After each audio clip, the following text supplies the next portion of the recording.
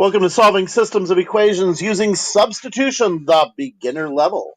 All right, so I took a couple of problems from the first page of your homework over the weekend, and I chose a couple where your variable is already isolated. So remember that the basic idea of solving a system of equations using substitution is to come up with some expression that equals the variable that you can substitute in for that variable in the other equation. So on number one here, it's already isolated for you. So x has already been isolated for you, and x equals this expression, 8 minus 4y. So what I'm going to do here is I'm going to take this equation, I'm going to tab it over and replace it. Now in this case, I'm going to replace x, because x equals 8 minus 4y. So I'm going to underline that so I know that's what I'm replacing.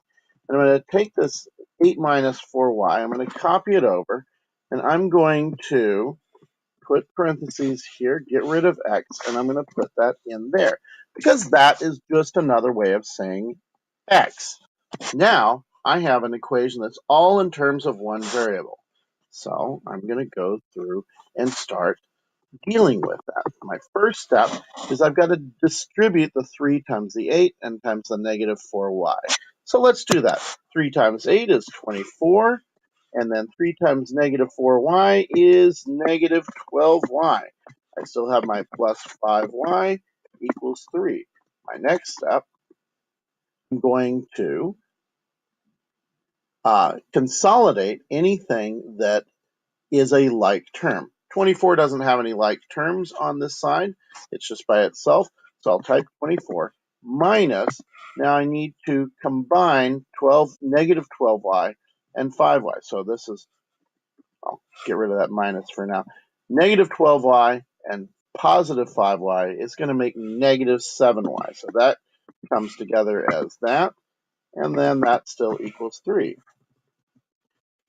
All right, my next, so that's the combine like terms step. My next step is I want to get rid of, well, let me restate that. I want to get variable stuff on one side of this equal sign and number stuff on the other side. Now, I've got a variable part right here, negative 7y, and I've got 24 here. I'm going to get rid of 24. There are a variety of ways I could do this, but this is one way. I'm just going to subtract 24 from both sides. Okay, now I'm going to write what I've got left. The 24 got canceled out, and now I'm left with negative 7y equals, what's 3 minus 24? That's negative 21. Now, I need to divide both sides by negative 7 because that's what's being multiplied by y. I need to get rid of multiplication, so I'm going to divide by negative 7. So my next step, I divide everything by negative 7, by negative 7, by negative 7. And what I'm left with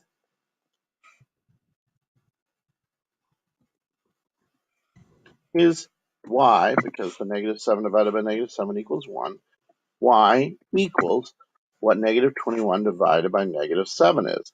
That equals 3.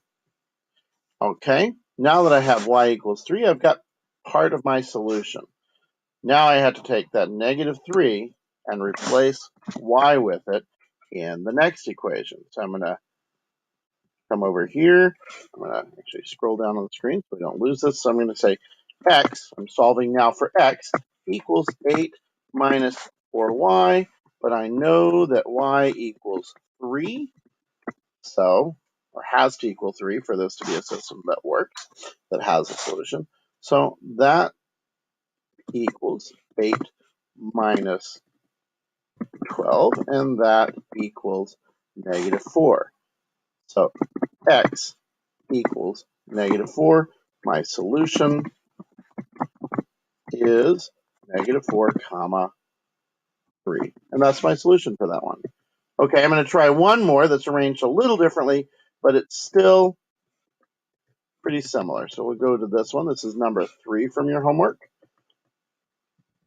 So in this one, it's got y is already isolated. Y happens to be also 3x minus 6. When you see an equal sign, that just means that whatever is here on one side of the equal sign is the same as whatever is over here. So we can just take this stuff and replace y with it. So I'm going to copy this equation over. I'm going to tab it over just a little bit. And now I've got this y here, which I'm going to put in parentheses for reasons that you'll see. And I'm going to copy 3x minus 6. And I'm replacing y with that. Now I've got to work out this problem. So my first step is going to be distributing. So I copy 9x, and then negative 2 times 3x has to happen. Negative 2 times 3x. So that's going to be negative 6x. And negative 2 is also going to be multiplied times negative 6. Negative 2 times negative 6 is actually positive 12. And that all is still equal to 3. Okay, my next step is to consolidate any like terms. I have 9x and negative 6x. Those are both x terms, so those are like terms. So I'm going to make 9x minus 6x become 3x. I'm still got a 12 here, and that equals 3.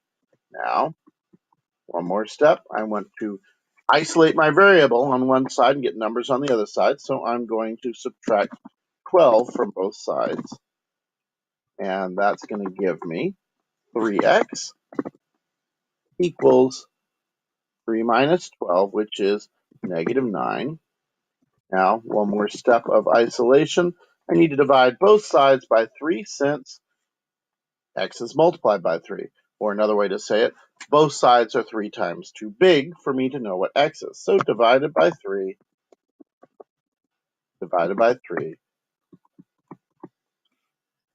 x equals negative 9 divided by 3. That's negative 3. So now I have part of my solution. I'm going to go ahead and solve for y since I know what x is. X is negative 3. Okay, so I'm going to give myself a little space there. Okay, so I've worked out that x equals 3, so I copy that equation, and I'm going to replace, x equals negative 3. I'm going to replace x with negative 3. Now I just have to go ahead and solve that. So y equals that.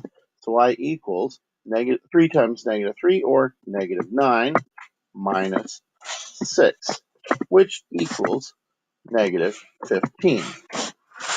So my solution here is x equals negative 3 and y equals negative 15.